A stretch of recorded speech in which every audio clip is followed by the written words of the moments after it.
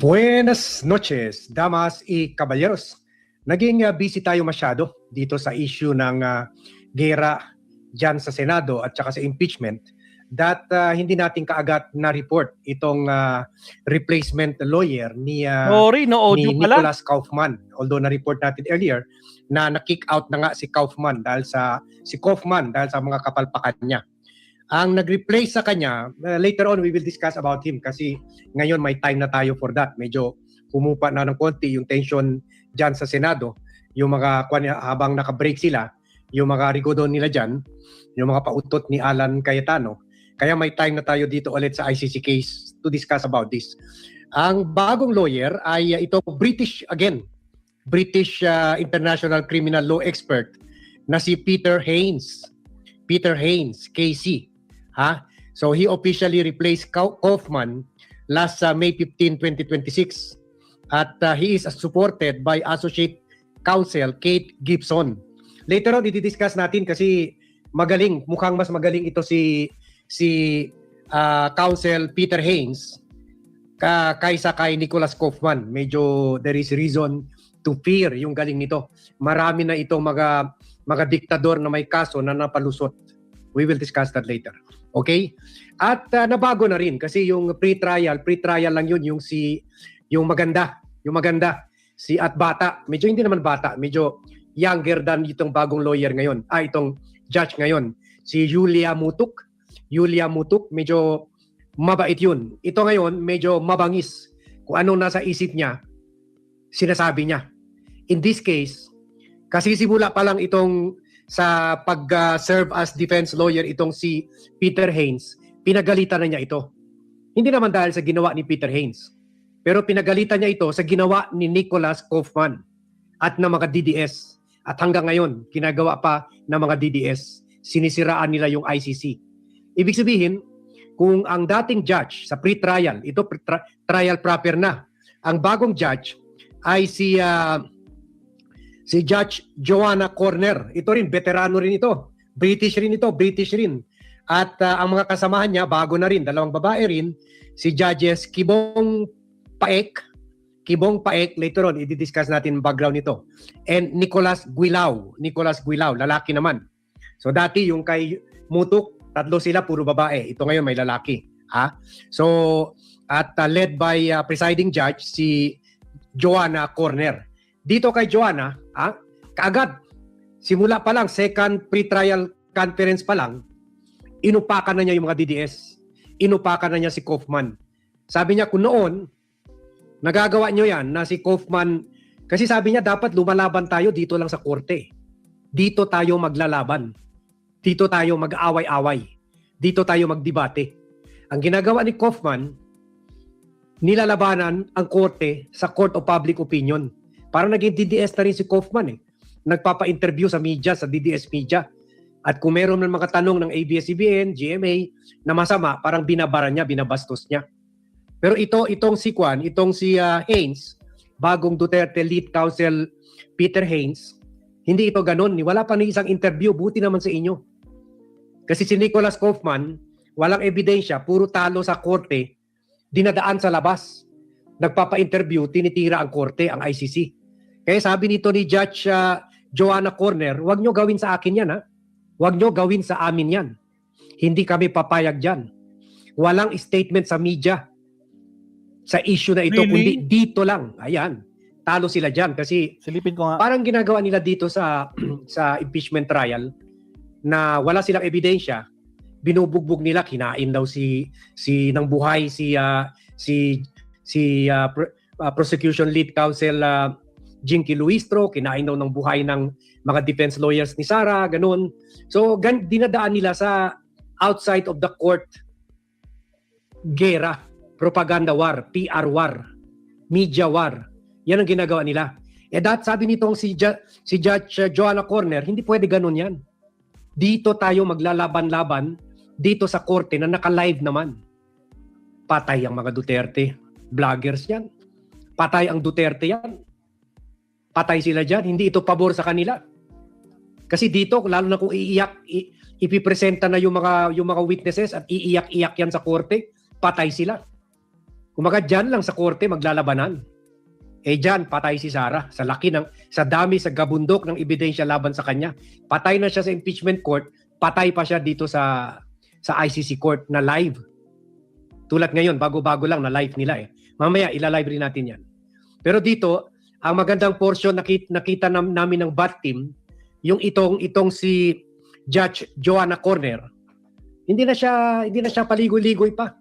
Sinabi na niya, wala nang bastusan ha, binabastusan niyo ang korte ha. Kung pumayag si Judge Mutuk dyan, Yulia Mutuk, hindi yan papasa sa akin. So ibig sabihin, bad trip na kagad. Kasi simula pa lang ng second pre-trial conference, kasi ang first si Kaufman pa nag-represent, kasi simula pa lang, bad trip na, durog na ang bagong lawyer ni Duterte na si Peter Haynes. So pakinggan natin ito. So maganda ito. Good news ito sa mga biktima. The final matter that I want to raise is this. And that's the question of statements being made by counsel to the media. This case has attracted, not surprisingly, a substantial amount of media interest in Ibig sabihin, mawawalang hanap buhay dito yung mga bayaran vloggers, bayaran minions. Wala na, hindi nga nagpapa-interview ito si Peter Haynes eh. Siguro ganun rin ang tingin niya, dapat nagsasalita tayo sa courtroom, hindi sa court of public opinion. Si Kaufman, kada visit kay Duterte, may press con eh. Ganyan naman sila magaling, sa press con lang. Pero talo sa korte.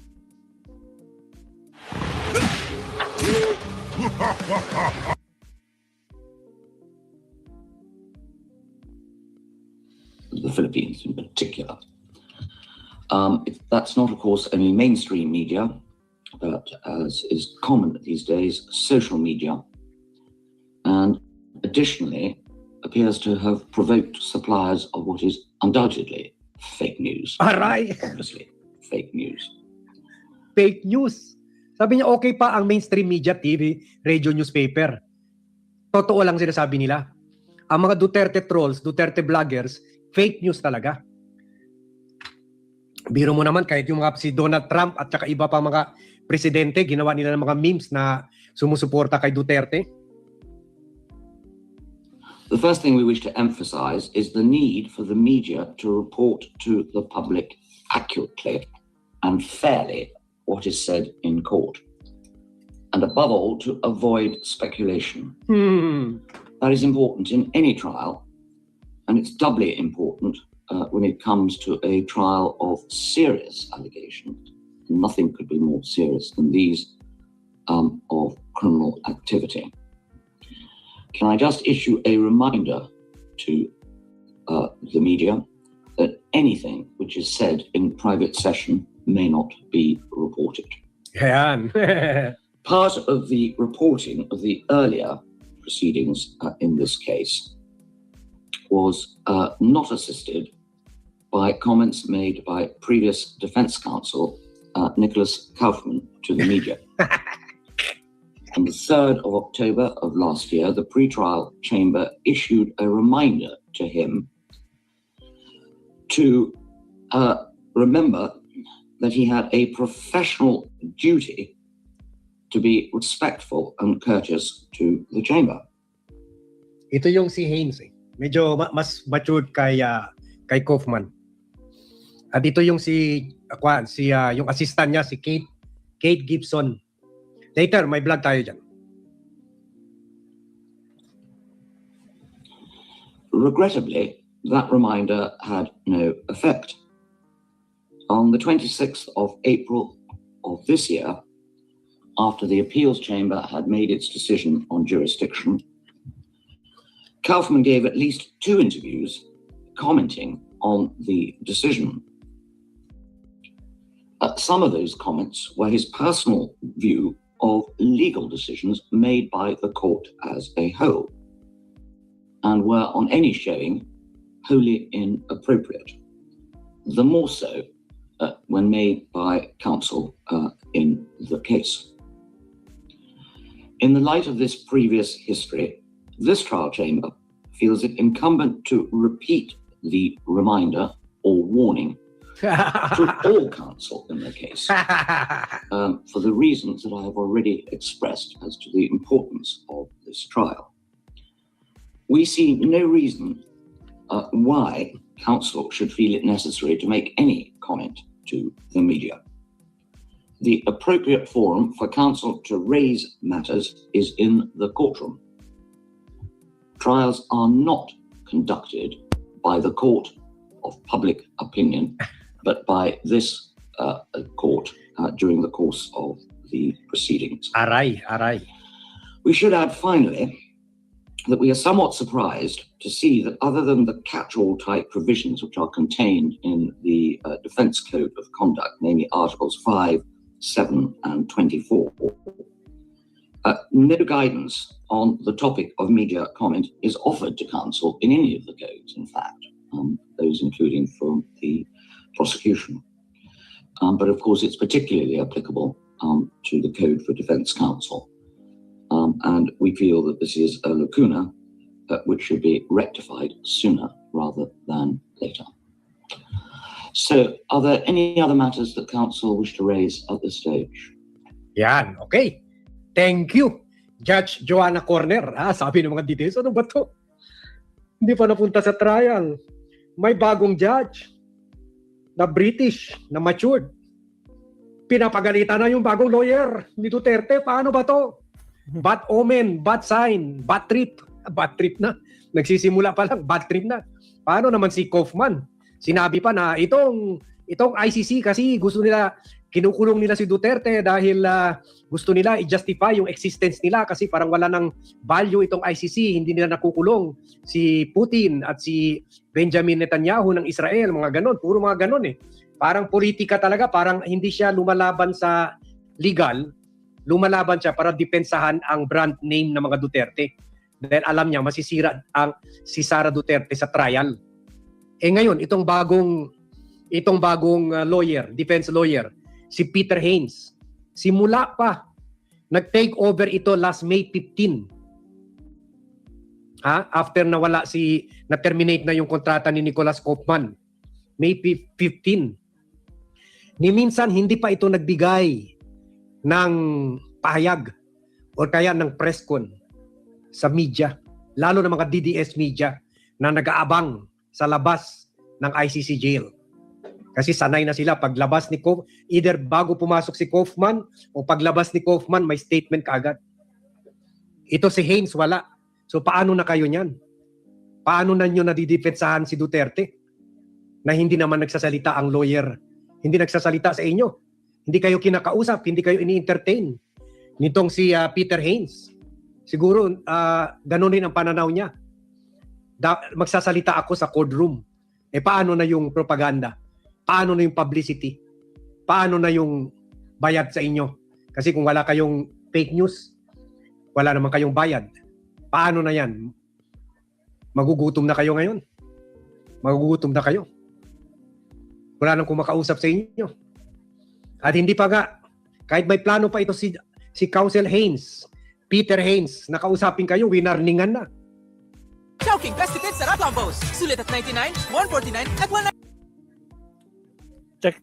Check natin yan mamaya na Naomi, check natin yan. So wala na kayong hanapbuhay dyan. Kasi sumikat rin, meron isang kwan dyan, vlogger na based sa The Hague. Nag 1 million na yung page niya. Siya lang halos nakakakuha ng exclusive interview kay Kaufman. Kaya pati yung mga TV dito, kinukuha yung mga video niya. Si Alvin. Paano na yan? Alvin in Tourism. Hindi kayo kinakausap ni Haines. At kahit may balak pa sana kausapin kayo ni Haines, winarningan na kayo. Kumbaga hindi papasayan dito kay Judge Joanna Corner. Na-corner na kayo ni Judge Joanna Corner. Wala, durog si Sara dito. Durog. Kasi yun lang, di ba? Yung first pre-trial hearing na akala nila i-dismiss yung kaso. Pinadala pa yung mga sila kwan doon. Sila Palito, sila mga Filipino lawyers para tulungan mag-explain ang kaso sa media. Yung mga nilaglag naman ni Kaufman, hindi namin lawyer yan. Ha? Yung 7 lawyer ni Duterte, kasama na si Panelo. So wala na. Sinabi na ni Judge Corner na hindi. Ang balita dito manggagaling sa courtroom battle, sa presentasyon, pagalingan sa pagpresenta ng evidence at pag-argumento sa pag-grill ng mga witnesses. Hindi sa mga statement outside of the court na ginawa ni Kaufman at ginawa nila Salvador Panelo at sila Medialdea. So patay na kayo. Ang maduduro si Duterte, wala na, hindi na niya kailangan yung publicity. Ang kailangan diyan si Sara, kasi kung madurog siya sa ICC, madurog pa siya sa impeachment, goodbye 2028. So yan, ha? So later on, meron pa tayong mga added background on this matter. Pero hanggang dito lang muna tayo, ha? Mag-rest na muna si Bat for the day. So, pero meron pa tayong mga 2 vlogs mamaya at 7:30 and at 8:30. Please watch out for that. So thank you very much everyone for watching. Thank you very much for joining me in this vlog. Good afternoon to all, or good evening to all, and see you in my next vlog. Alright, salamat, Sir Bad. Thank you. Wait lang. So, naku po, bokya mga kakabsat, mabobokya na naman itong kampo ni Sara, paano ba naman? No? Mahilig kasi sila makipag-chismisan sa mga media, tapos gumagawa na lang ng kanilang mga statement na dapat hindi nila ginagawa yun. Kasi dapat, doon sa proper forum lang, diyan lang sa loob ng ICC, hindi kung ano pinagagawa niyo sa labas. Diyos ko po. Naku po, mukhang kanito. Siguradong hindi magugustuhan ito. No? Na naman, putres, kakaumpisa pa lang ng bago nilang attorney, ganyan na mangyayari. Ay, Diyos ko po. O, second to the last topic tayo, Sir Leonardo. Tama ba? Pakilan na to? 2 kay attorney, 1 kay Sir. 3. O, last two. Tiyak yun, Sir Leo. Sabi? Baka naman nasira. Tinitingnan ko kanina yung post ni Sara. Silipin na natin.